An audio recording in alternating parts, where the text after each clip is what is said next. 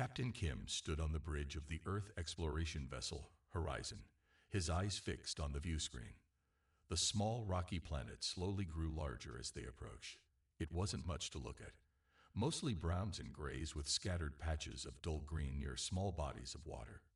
Nothing like the vibrant worlds they usually sought out. "Full sensor sweep," Kim ordered, his voice calm but curious. Officer Park, the ship's science officer, ran her hands over the control panel. Data streamed across her screen, and her eyebrows rose in surprise. "Sir, I'm picking up life signs. Intelligent life," she reported. "But something's not right. The technology readings are minimal, pre-industrial at best, and there's no record of this species in our database." Kim moved to her station and studied the readings. "That's odd. The Galactic Survey should have cataloged any sentient species, even developing ones." "Maybe they missed it," suggested Navigator O from his station. "This sector isn't exactly a popular travel route." Kim shook his head. "The survey is thorough. Something else is going on here." The captain made a decision. "Let's establish orbit and observe. No contact yet. Standard protocol." For 3 days, the Horizon quietly monitored the planet. They watched as the native species, humanoid but clearly alien with their thin, almost translucent skin and large, wide-set eyes, struggled to survive in their harsh environment. They used simple tools and lived in settlements built partially underground for protection from the frequent storms. "They're fascinating," Dr. Lee, the ship's xenobiologist, said during the daily briefing. "Their physiology is remarkably adapted to high winds and low light. But they're clearly struggling.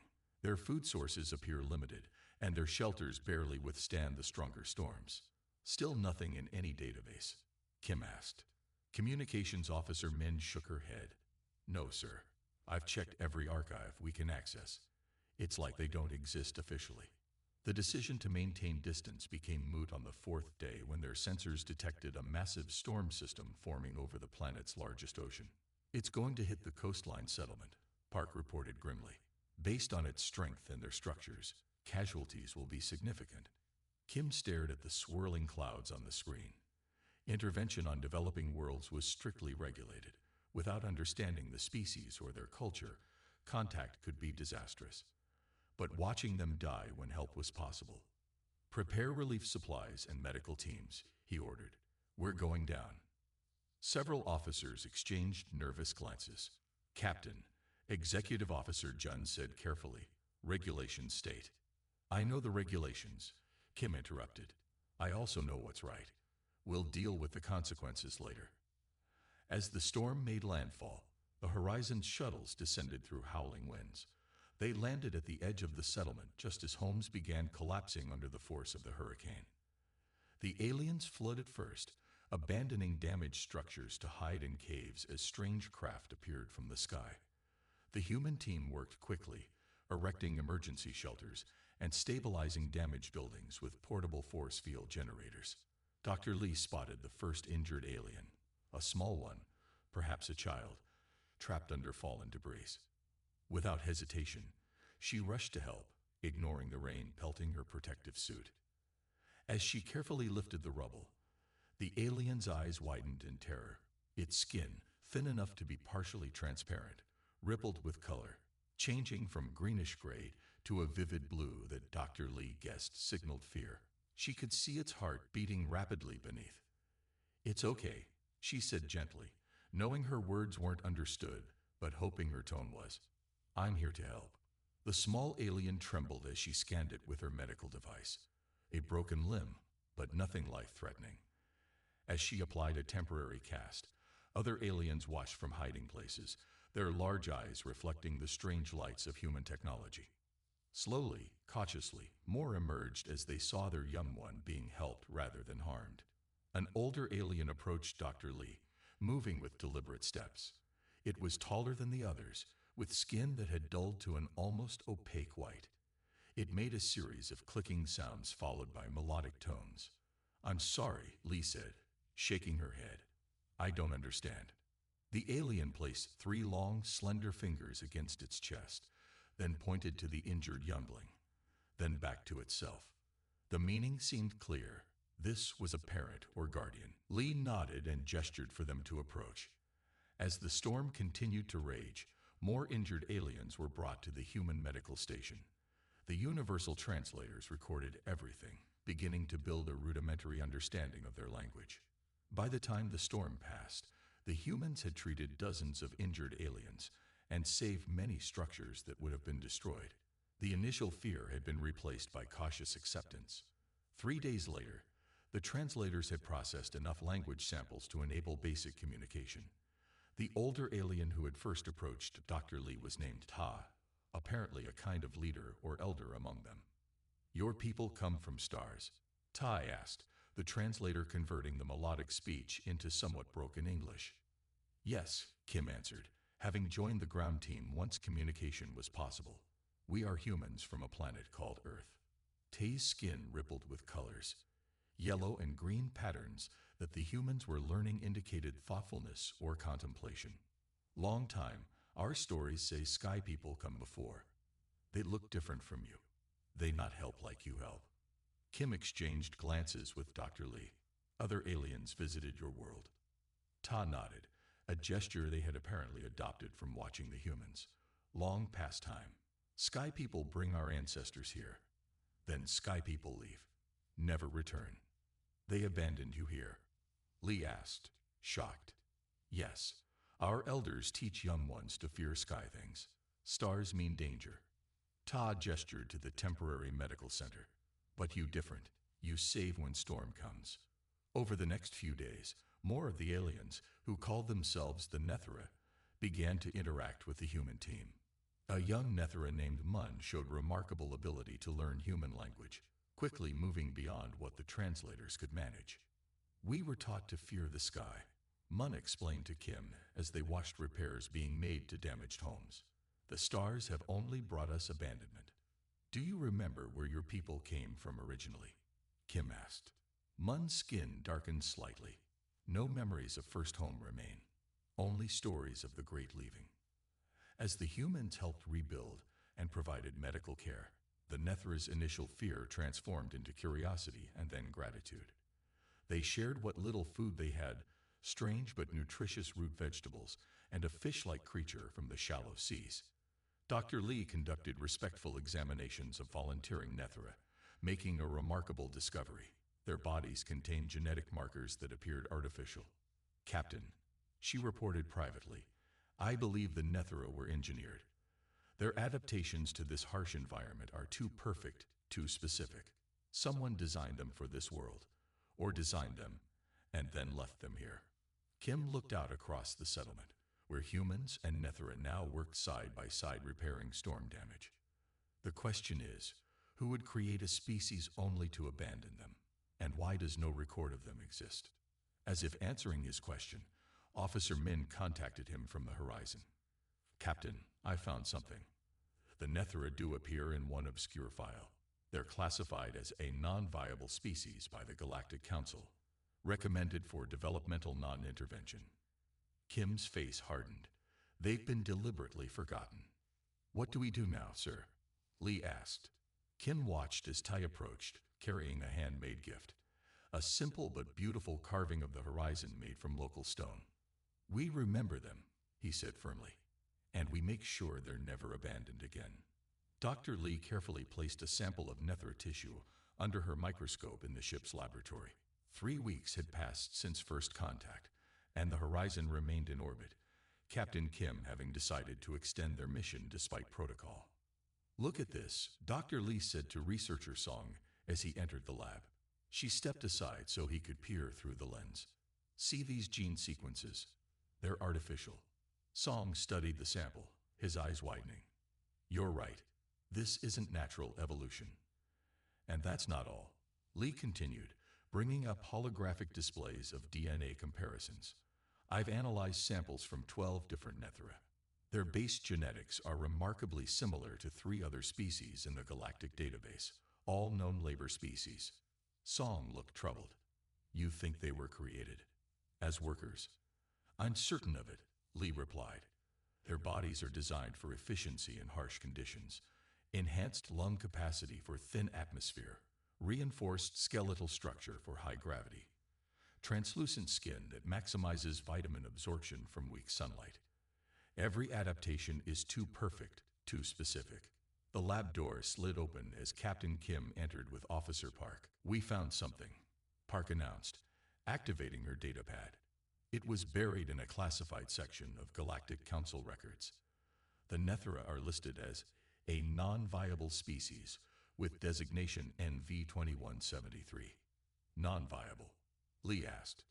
"What does that mean?" Park's expression darkened. "It means they were deemed unprofitable. According to these fragments, they were engineered by the Zoran Corporation about 700 years ago for mining operations. When more efficient automated systems were developed, the corporation simply left them here." "And the council allowed this?" Kim asked, his voice tight with controlled anger. "Not only allowed it," Park said, "they facilitated it. There's a policy for non-viable engineered species. They're removed from standard databases and designated for non-intervention. Effectively erased." Kim shook his head in disgust. "How many others have been abandoned like this?" "The database lists 117 non-viable species across 43 planets," Park said quietly. Silence fell over the lab as they absorbed this information. "The Nethra should know the truth," Lee finally said. "Agreed," Kim replied. "But carefully. This isn't information to be dropped on them suddenly." On the planet's surface, June, the ship's cynoanthropologist, sat cross-legged in the central meeting place of the Nethra settlement. Across from him, Elder Han, one of the oldest Nethra, watched him with large, patient eyes. "Our stories say we came from the stars," Han explained through the translator pinned to June's collar. "The old ones brought us here to dig in mountains. We worked in darkness, season after season." "These old ones," June asked gently, "what did they look like?" Han's skin rippled with a pattern of dark blue, a color June had learned signified sad memories. "Tall, hard shells on bodies. Many arms. They did not speak to us, only gave orders through machines." June recognized the description of Zorans, a insectoid species known for their corporate mining interests. "One day they left," Han continued. "No warning. They went to their skyships and never returned. Many of us died in the first cycles. We did not know how to grow food or build proper shelters." "I'm deeply sorry," Jun said, genuinely moved. "Your people showed remarkable strength to survive." Han's skin brightened slightly. "We remembered how to make tools from our work. We learned what plants could be eaten by watching small animals. Slowly, we built new way of living." As Han spoke, an unexpected sensation washed over June. A wave of pride mingled with ancient sorrow that didn't feel like his own emotions. He blinked in surprise. "You felt that?" Han asked, noticing his reaction. "I felt something. A feeling of pride and sadness together," June admitted. Han's skin shifted to a vibrant purple pattern June hadn't seen before. "You are sensitive. Most sky people cannot feel our sharing." "Sharing." Han extended 3 long fingers toward June's temple, pausing just before touching him. "May I show you?" June nodded, and Han gently placed his fingers against June's skin. Immediately, a flood of emotions washed through him. Not just abstract feelings, but complete emotional memories. He experienced the terror of being abandoned, the desperation of early survival, the triumph of the first successful harvest, the wonder of the first child born on the surface. Generations of emotional history flowed through the connection. When Han finally withdrew his hand, Jun found his cheeks wet with tears. "That's incredible," he whispered. "You can share memories like that with each other." "It is how we remember," Han explained. "Words change, but feelings remain true. Every elder carries the important memories of those who came before." "Can all Nethra do this?" "All can share with other Nethra. Few can reach outside to other kinds. I am strongest at reaching outward." Han tilted his head curiously. "Your kind does not share this way." "No," Jun said. "Nothing like this. We have to use words and pictures to share our experiences." "That seems very lonely," Han commented. Back on the horizon, the command crew gathered to discuss their findings. The Nethra have a form of empathic communication, June explained. It's not just basic emotions. They can share complete emotional memories across generations. And some, like Elder Han, can even share these memories with non-Nethra. The medical scans show specialized neural structures that support this ability, Dr. Lee added. Initially, I thought they were just unusual brain formations, but now we understand their purpose. How far can they project these empathic abilities? Kim asked. According to Han, they can sense each other across the entire planet, Jum said. It's how scattered settlements coordinate hunting and weather warnings. Officer Park looked up from her datapad. Captain, I've been digging deeper into the Galactic Council records. The Nethra's empathic abilities aren't mentioned anywhere. I don't think the Zorans even knew about this capability. That might be why they survived. Song suggested. They developed this ability after being abandoned, or perhaps it was latent, and became stronger out of necessity. It's remarkable, Kim mused. A species discarded as non-viable developed unique abilities that many would consider extremely valuable. Dr. Lee nodded. The irony is that the Council's policy of non-intervention actually protected them from further exploitation. If their empathic abilities were widely known, they'd be seen as a resource all over again, Kim finished grimly. Sun, the communications officer, who had been quiet until now, spoke up. Sir, we have a difficult decision to make. Protocol dictates we should report all findings to Earth Command, but doing so risks exposing the Nethra's abilities to the wider galaxy. Kim stared out the viewport at the planet below. The Nethra deserve to know their true history, and they deserve protection. But we need to be careful about how much information leaves this ship. There's something else, Jun said. Han shared something with me, a memory passed down through generations. Before the Zorans left, they were visited by officials. Han couldn't understand their language, but he remembers the feeling of the conversation. Cold, dismissive. I think representatives from the Galactic Council came to approve the abandonment. A tense silence filled the room. So the Council didn't just look the other way, Dr. Lee said quietly. They actively participated in erasing the Nethra, which means, Kim concluded, that if we challenge this classification, we're not just going against a corporation that no longer exists. We're challenging Galactic Council policy. They all understood the implication. Earth was still a relatively new member of the Galactic Council. Challenging established policies could have serious diplomatic consequences. What are we going to do, Captain? Park asked. Kim's expression was resolute. First, we tell the Nethra the truth, carefully, respectfully. They deserve to know their history. Then, we find a way to protect them without directly opposing Council policy. At least not yet. As the meeting dispersed, Jun remained behind with the captain. There's something else, sir, he said quietly. When Han shared memories with me, I felt the moment when the Zorans left.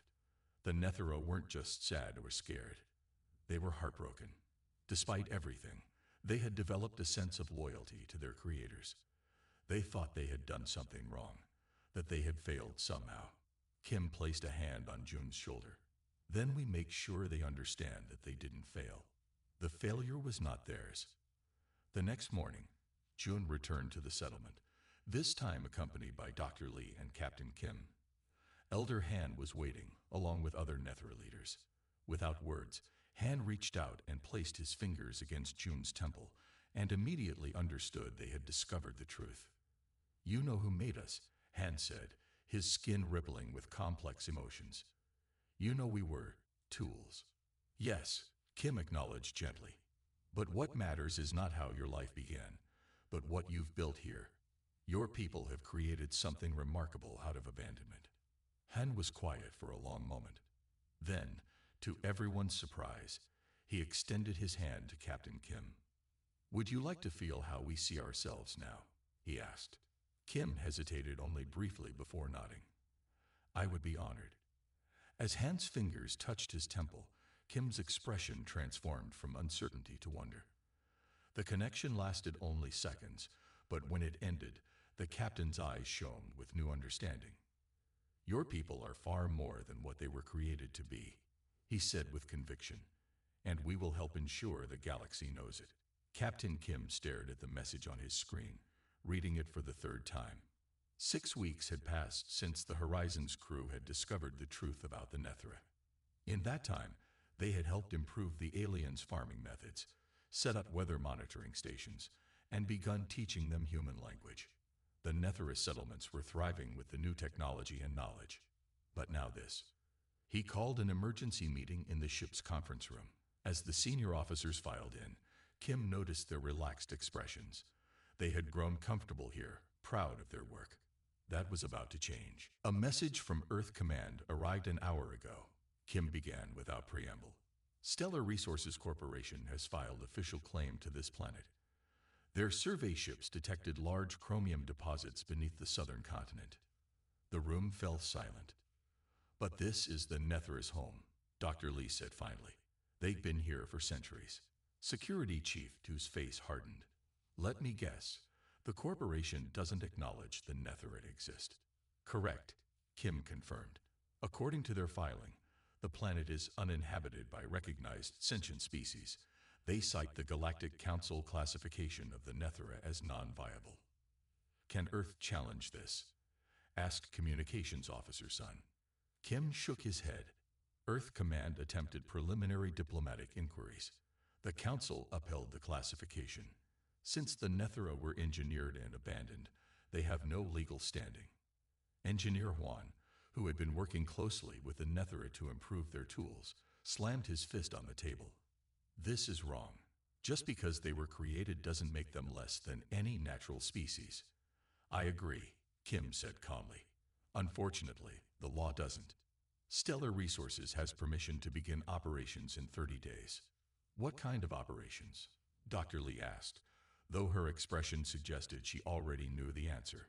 Kim activated the room's display, showing schematics that had been included with the message. Full-scale chromium extraction. They'll use sonic fracturing to break up the deep deposits, then chemical separation to extract the metal. That will poison the groundwater, Park said, studying the plans. And the sonic fracturing will trigger earthquakes.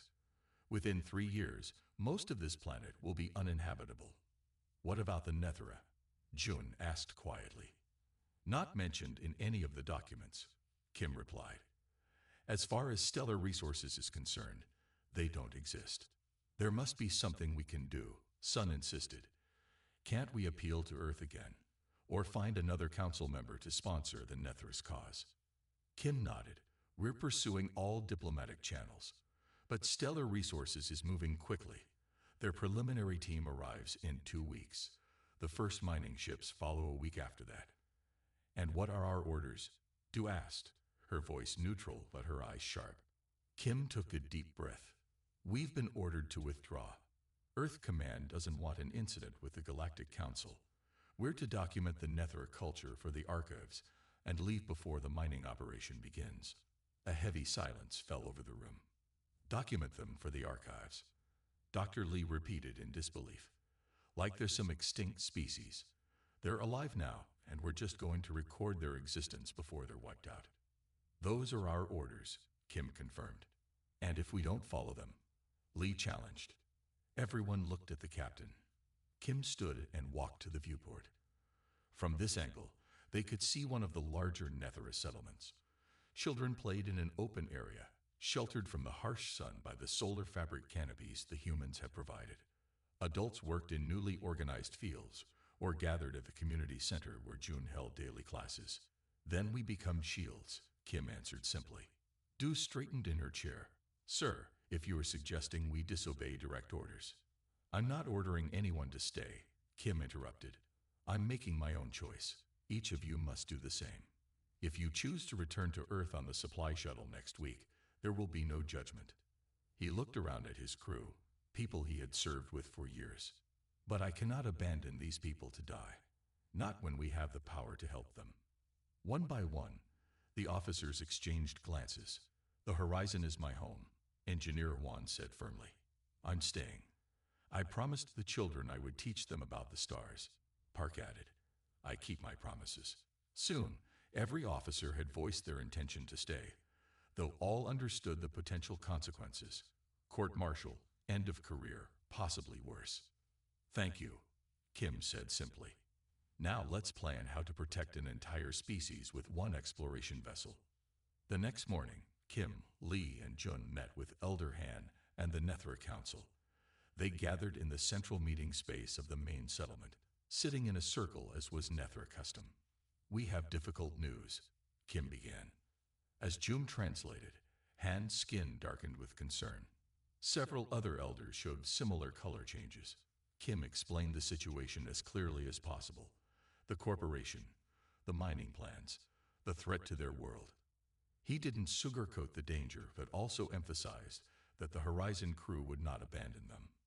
Why do they want to destroy our home? Asked Mun, who had become the settlement's unofficial ambassador to the humans. They want a metal that exists deep in your planet, Lee explained.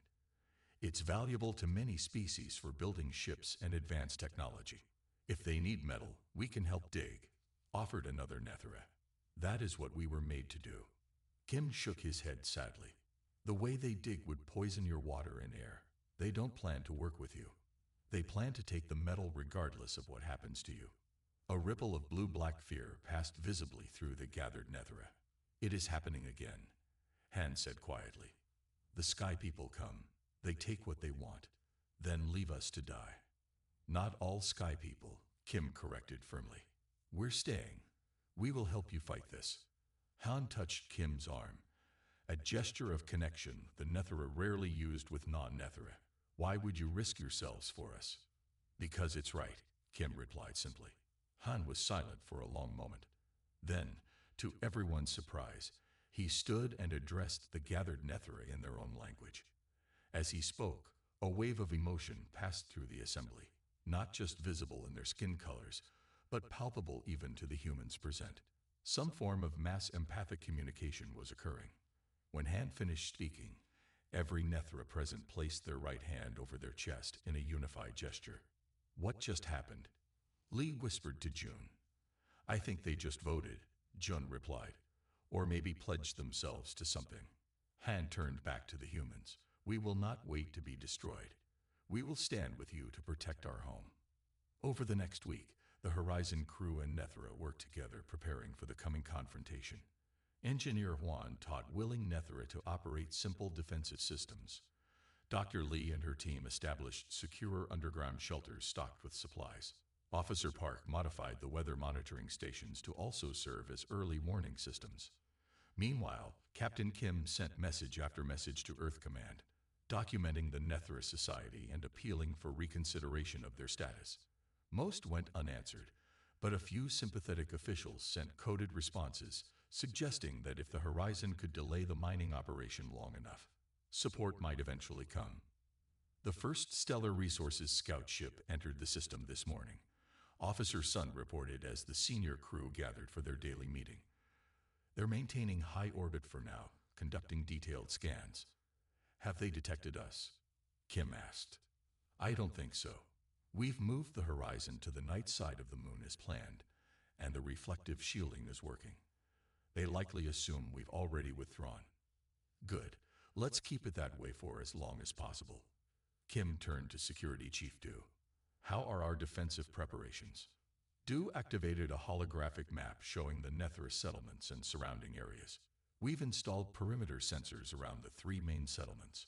The emergency shelters are complete and stocked. The Nethra have been practicing evacuation drills, and they're getting quite good at it. What about our more active defenses? Kim asked carefully. Limited, Du admitted. We have the ship's defensive systems, but we're not a military vessel. We've modified our atmospheric research drones to create disruption fields that might interfere with their scanning and landing systems. Kim nodded, understanding the unspoken message. They could delay and disrupt, but not truly stop a determined corporate extraction team. Their greatest weapon was the corporation's ignorance of their presence. We only need to hold them off long enough for diplomatic channels to work, Kim reminded everyone. Every day we prevent them from beginning operations is another day for Earth to build support for the Nethra's case. As the meeting concluded, Dr. Lee approached Kim privately. Captain, there's something else the Nethra want to try. Han approached me about it yesterday. What is it? They want to attempt a mass empathic projection when the corporate ships arrive. Han believes that if enough Nethra focus their abilities simultaneously, they might be able to make the corporate representatives feel the emotional impact of what they're planning to do. Kim considered this an interesting approach. Non-violent, but potentially powerful. Let them try it. We need every advantage we can get. As Lee left, Kim turned back to the viewport. In the distance, he could see Nethra climbing a hillside to install one of Park's warning beacons. They moved with purpose, no longer the desperate survivors they had first encountered. Whatever happened next, the Nethra would face it standing tall, not cowering in fear, and they wouldn't face it alone. The first corporate scout ship entered the atmosphere 3 days after Captain Kim received Earth Command's final response. The message was politely worded but clear. Earth would pursue diplomatic options while maintaining official neutrality. The Horizon crew was ordered to withdraw immediately. Kim read the message to his assembled officers in the ship's conference room, then quietly closed his tablet. "So that's it," said Security Chief Du. "We're on our own." "Not entirely," Kim replied. Several officers at command sent unofficial messages of support. "They'll keep pushing through proper channels." "While we do what exactly?" Engineer Juan asked, nervously tapping his fingers on the table. "We buy time," Kim said. "Every day we delay the mining operation is another day for diplomatic efforts to work." On the main view screen, they watched the corporate scout ship, a sleek black vessel bearing the Stellar Resources logo, descend toward the southern continent. "They're heading for the main chromium deposit," Officer Park noted. Communications Officer Sun straightened in her chair. "Captain, I have an idea." 2 hours later, the corporate scout ship suddenly pulled up, abandoning its landing approach. It returned to high orbit as the Horizon crew watched from their hidden position behind the moon. "It worked," Sun exclaimed, her eyes bright with triumph. "What exactly did you send them?" Dr. Lee asked. Sun displayed the message on her screen. An official-looking quarantine notice, complete with Earth Science Authority seals and authorization codes. Planetary QVARN, Tiny Inotai C. Dangerous biological agent detected. Class 4 contagion risk. All approach prohibited by Galactic Health Protocol 773B violation, subject to maximum penalties. And they believed it. Security Chief Du asked skeptically. "These survey teams are cautious," Sun explained. "It's cheaper to delay than to risk contaminating an entire crew. They'll check with headquarters, but that buys us at least 3 days." "Good work," Kim said. "Now we prepare for when they return." True to Sun's prediction, 3 days later, a larger fleet of Stellar Resources vessels entered the system, 5 ships, including a heavy mining platform. The quarantine ruse would not work twice. The Horizon remained hidden as the corporate fleet established orbit. "They're scanning the surface," Park reported from her station. "Time for Phase 2, Kim ordered. Engineer Juan activated his console, sending signals to the devices they had secretly deployed in orbit. Across the bridge, screens showed 24 small objects powering up, modified sensor buoys normally used for atmospheric research. "Buoys active," Juan confirmed. "Scrambling field online." On the main screen, they watched as the corporate ship's scanning beams distorted and fragmented. The results would show confusing, contradictory data about the planet's composition and conditions. "How long will that hold them?" Kim asked. "Hard to say," Juan replied.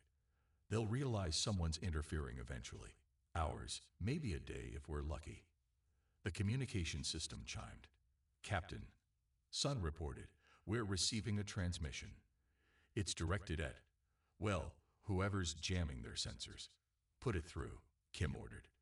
A stern-faced woman in a Stellar Resources uniform appeared on screen. "This is Commander Yoon of the Stellar Resources Extraction Fleet. You are interfering with a legally sanctioned operation.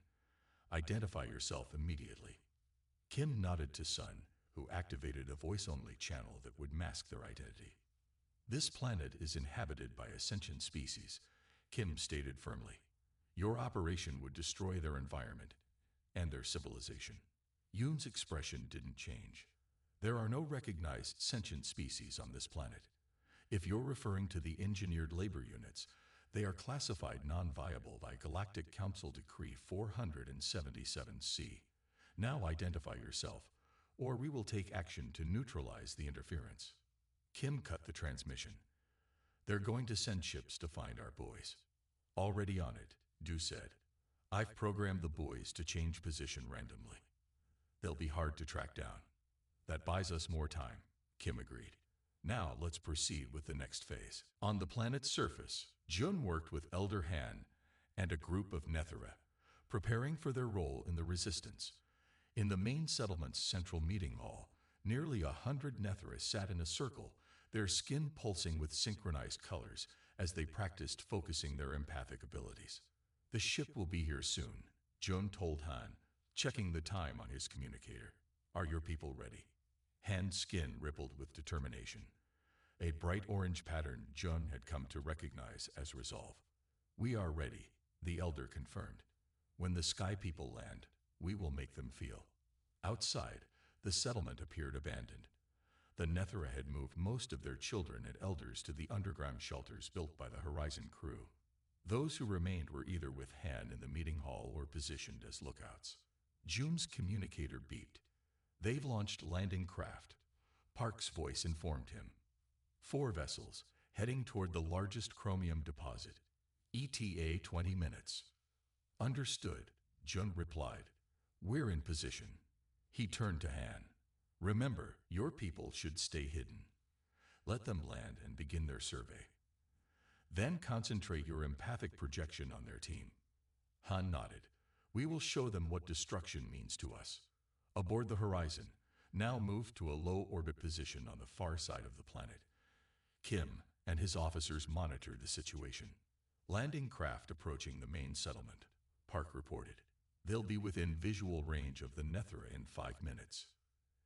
Any response to our continued jamming? Kim asked. They're getting frustrated, Sun replied with a small smile. Commander Yoon has sent 3 increasingly angry messages demanding we cease interference. Let's give them something new to think about, Kim decided. Officer Sun, prepare to broadcast on all frequencies used by Galactic Council members. Sun's eyes widened. All of them, sir. That will alert every Council species in this sector to our presence. Exactly, Kim confirmed. It's time to make this a public issue, not a private corporate action. As the landing craft descended toward the surface, Sun's fingers flew over her console, preparing the broadcast. Meanwhile, Engineer Huan worked with Dr. Li to compile the evidence they had gathered about the Nethera and other abandoned species. Landing craft have touched down, Park announced. Corporate survey team is disembarking. Wait. She leaned closer to her screen, adjusting the sensor readings. Captain, I'm detecting unusual energy patterns from the Nethera settlement. It's similar to the patterns we recorded during their empathic communications, but much stronger. On the surface, Han led the gathered Nethera in their empathic projection. Each placed their hands on the shoulders of those beside them, forming a connected circle. Their skin pulsed in perfect unison as they concentrated on a single emotional message, the devastating grief they would feel if their home was destroyed. The corporate survey team, 6 humans and 2 Zorans, had just activated their scanning equipment when the wave hit them. One by one, they stopped moving. Several dropped to their knees. One began to weep openly. It's working, Jun whispered, watching from a hidden position near the landing site. They're feeling it. The survey team leader, a hard-faced human man, struggled against the emotional onslaught longer than the others. He staggered back toward the landing craft, fumbling for his communicator. Something's attacking us, he gasped into the device. Some kind of emotional weapon. We need to abort.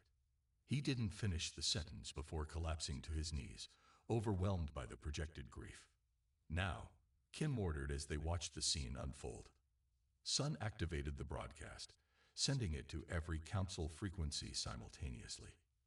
The message began with documented evidence of the Nethera civilization, their art, their farming techniques, their complex social structure. Then came evidence of their origins, the genetic markers proving they had been engineered and abandoned. Finally, most damning of all, came files Jun and Han had secretly accessed from Galactic Council archives, showing the deliberate policy of classifying sentient engineered species as non-viable to allow their exploitation or extinction without legal consequence. To all who received this message, Sun's voice stated clearly as the evidence played, "We are witnessing the attempted destruction of a sentient civilization for corporate profit. The Nethera may have been created as laborers, but they have built their own society over 7 centuries. They speak, they create art, they pass down history, they feel. Yet the Galactic Council has classified them as non-viable, erasing their very existence from official records." The broadcast continued, showing images of Nethera children playing, elders teaching, communities working together. But the Nethera are not alone in this injustice. Sun continued. Our research has identified 117 species across 43 planets who have been similarly abandoned and erased. Some have developed unique abilities and cultures that enrich our galactic community. If only we would recognize them. The broadcast concluded with footage of the corporate survey team experiencing the Nethera's empathic projection. The strong protecting the vulnerable was once the foundation of galactic civilization. Sun said, her voice firm with conviction. We're simply upholding forgotten principles. We call on all members of the Galactic Council to examine their conscience and reform this unjust policy. As the broadcast concluded, the bridge crew sat in silence, aware they had just challenged the Galactic Council itself. The quiet was broken by an incoming transmission. Kim nodded to Sun, who opened the channel. Commander Yoon's face appeared, her expression furious. You have no authority to interfere in a legal corporate operation, she snapped, identifying your vessel now. An Earth exploration ship. You're violating dozens of regulations. You can't hold off a corporation forever. When the Council responds to your reckless broadcast, you'll face severe penalties. Kim leaned forward. Perhaps. But now, the entire galaxy knows about the Nethera. How many consumers want to purchase products mined at the cost of an entire civilization?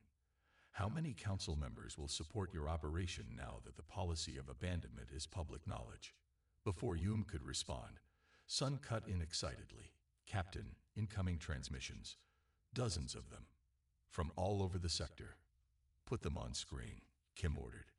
The main view screen split into multiple windows, showing representatives of various species. Some Kim recognized as council members. Others were unfamiliar. We have monitored your broadcast, said a dignified Altarian diplomat. If your evidence is genuine, this matter deserves full council review. The Myth Collective stands with the Forgotten Ones, declared another alien. We too were once deemed unworthy of recognition. Most surprising was a message from a small, amphibian-like being with luminescent skin. I am Rill of the Sanu. Like the Nethera, my people were created and abandoned. We have watched your broadcast with great hope. We are sending representatives immediately.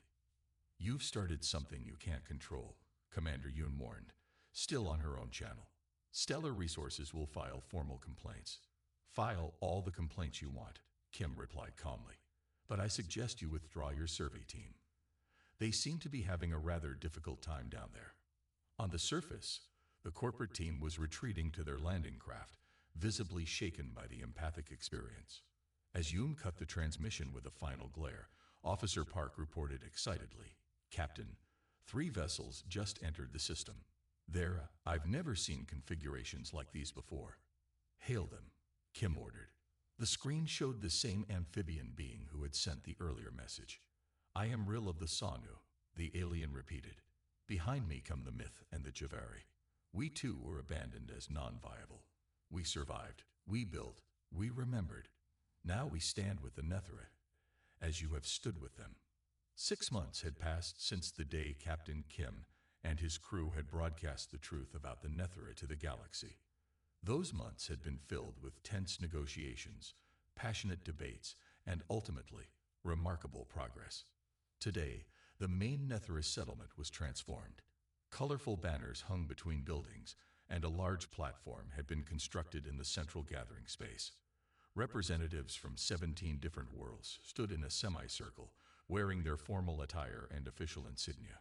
Among them were the Sanu, Myth, and Javari, all species who had once been classified as non-viable but had survived against the odds. In the front row, Elder Han and the Nethra Council waited, their skin shimmering with patterns of gold and blue. Colors the humans had learned signified pride and hope. Admiral Choi, who had traveled from Earth specifically for this occasion, stepped onto the platform. Though he had initially opposed the Horizon crew's actions, the public response on Earth had forced a change in policy. Now he stood tall in his formal uniform, his expression solemn but his eyes kind. Today marks a historic moment. Admiral Choi began, his voice carrying across the gathered crowd. 6 months ago, the crew of the Horizon reminded us of our most fundamental values by standing beside the Nethra people. Their courage forced us all to confront an uncomfortable truth, that our galactic civilization had allowed the strong to abandon the vulnerable when it was convenient. He paused, making eye contact with several of the alien representatives. After extensive deliberation, and with the full authority of Earth's government, I am honored to announce that Earth formally extends protected status to the Nethra people. From this day forward, they are recognized as a sovereign, sentient species with all rights and protections under both Earth and galactic law. A cheer rose from the gathered crowd, humans, Nethra, and visitors alike. Captain Kim, standing beside Han, felt a wave of emotion that wasn't entirely his own. He glanced at the elder, who nodded slightly. The Nethra were sharing their joy empathically, allowing everyone present to feel their collective happiness. Admiral Choi continued, "Additionally, Earth has successfully petitioned for the creation of the Galactic Sentient Rights Commission, which will review all cases of engineered species and ensure that no sentient beings are ever again classified as non-viable simply because of their origins." Officer Sun, who stood with the rest of the Horizon crew at the edge of the gathering, leaned toward Dr. Lee. "I still can't believe Stellar Resources withdrew completely." "They had no choice," Lee whispered back. "After our broadcast went viral, their stock plummeted. Consumers across 17 systems boycotted their products. Sometimes public opinion is more powerful than law." When the formal ceremony concluded, the gathering transitioned into a celebration. Tables of food appeared, both Nethra delicacies and dishes brought by the visiting species. Music from various cultures filled the air, creating an unlikely but pleasant harmony. Captain Kim found himself approached by Admiral Choi in a quiet moment. "I want you to know," the Admiral said, keeping his voice low, "that while your methods were unconventional, your actions ultimately reflected the best of what Earth stands for. The court-martial has been officially canceled, and commendations will be issued to your entire crew." Kim nodded his thanks. "The commendations should go to the Nethra. They're the ones who showed true courage." "Perhaps," Choi replied with a small smile. "But I suspect this is only the beginning of what you've started, Captain. 17 formerly non-viable species have already petitioned for recognition. The Galactic Council is in upheaval, with older members being challenged by newer, more progressive voices. Change is coming." Before Kim could respond, Elder Han approached them. The Admiral excused himself with a respectful nod to the Nethra elder. "Your Admiral speaks truth," Han said to Kim. "Great change has begun." "I hope it's change for the better," Kim replied. Han's skin rippled with warm colors. "Come, there is something I wish to show you." Han led Kim away from the main celebration, toward what had once been the edge of the settlement. As they walked, Kim was struck by how much had changed in 6 months. Where there had once been only simple Nethra dwellings, now there stood a blend of structures, some in the traditional Nethra style, others clearly influenced by human architecture, and still others that seemed to incorporate elements from the Sanu and other visiting species. "Many have chosen to stay," Han explained, noting Kim's surprise. "After hearing our story, after feeling our experiences through the empathic sharing, they wish to be part of our future." They approached a large circular building that Kim hadn't seen before. Inside, they found a surprising scene. A group of aliens, 2 Sanu, a myth, and 3 humans, sat in a circle with 4 Nethra. The Nethra were taking turns placing their hands gently on the temples of their visitors, who showed expressions of deep concentration. "What's happening?" Kim asked quietly. "They learned the sharing," Han explained. Not all can feel as strongly as Nethra, but many can learn to receive and even to sense simple emotions. The Sanu are particularly talented. As they watched, one of the humans, young, an engineer who had stayed behind when the horizon was recalled for debriefing, successfully received an empathic message from his Nethra teacher. His face lit up with delight. They teach sharing, we learn building, Han continued, gesturing to another part of the settlement visible through a window. There, a Nethra builder was demonstrating to a group of humans and Sanu how to construct one of their wind-resistant dome homes. We thought we were teaching them, Kim murmured, echoing Dr. Lee's earlier observation. But perhaps they're teaching us what we once forgot. All teach, all learn, Han agreed. This is the way forward. As they left the teaching circle, Han led Kim to a newly constructed platform overlooking the settlement and the valley beyond. In the distance, they could see the foundations of new buildings, the beginning of an expanded community that would house all the species who had chosen to make this world their home. Tomorrow, the Galactic Council observers arrive, Han remarked. They wish to study our empathic abilities. Some fear them. Are you concerned? Kim asked. Han's skin shifted to a calm blue. No, fear comes from not understanding. Once they feel, they will understand. This is why your stand was so important, Kim. Your people saw value where others saw nothing. You did not need to feel our emotions to recognize our worth. Han turned to face Kim directly and slowly leaned forward until their foreheads touched, the traditional Nethra greeting of deep respect, rarely offered to outsiders. Through the contact, Kim felt a powerful wave of gratitude and friendship that needed no words. When they parted, Han said simply, 6 months ago, we were forgotten. Now we help others remember what matters most. Kim nodded, understanding the deeper meaning. Connection. Yes, Han agreed. The Nethra were created to work alone, to serve without question. Instead, we built connection. Now we help others rebuild connections they have lost. As they returned to the celebration, Kim noticed Dr. Lee deep in conversation with representatives from 3 different worlds, all leaning in to hear her explanation of Nethra genetic structure. June sat with a group of children, human, Nethra, and Sanu, teaching them a game that had them all laughing together. Officer Sun and Officer Park were comparing notes with a Javeri communication specialist, their hands moving animatedly as they discussed translation techniques. Everywhere he looked, barriers were falling. Species that had once ignored each other, or worse, deemed others unworthy of recognition, were now engaging, learning, connecting. Captain, called a voice.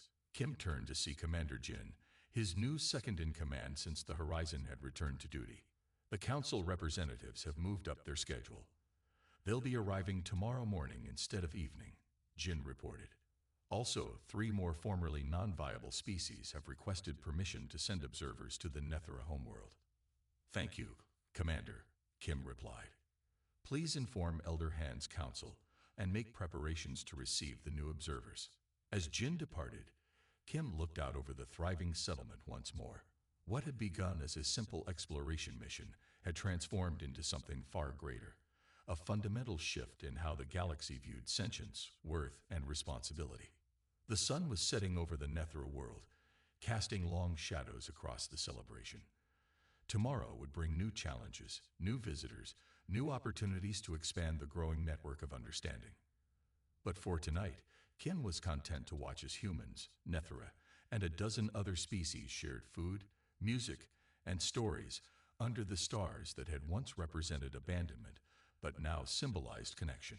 In the community hall, a young Nethra was teaching a group of visiting diplomats how to project simple empathic greetings.